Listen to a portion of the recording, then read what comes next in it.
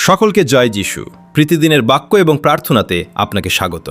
আজকে পবিত্র বাইবেল পদ হল গীত সংহিতা ৩২ অধ্যায়ের ৮ পদ। আমি তোমাকে নির্দেশ দেব এবং কোন পথে তুমি যাবে সেই বিষয়ে শিক্ষা দেব। আমি তোমার উপর আমার দৃষ্টি রাখব ও তোমাকে নির্দেশ দেব। পর্যবেক্ষণ: আজ যদি তুমি দিশাহীন বোধ করো, কি করবে বুঝতে না পারো, ঈশ্বর বলছেন, আমি তোমাকে পরিচালনা করব। তুমি একা সিদ্ধান্ত নিচ্ছ না, ঈশ্বর তোমার জীবনের দিকে তাকিয়ে আছেন।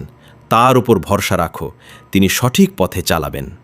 প্রার্থনা: প্রভু যিশু, আমার জীবনের পথ তুমি পরিচালনা করো।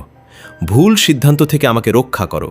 তোমার কণ্ঠ শুনতে সাহায্য করো এবং তোমার পথে চলতে শক্তি দাও। যিশুর নামে আমেন।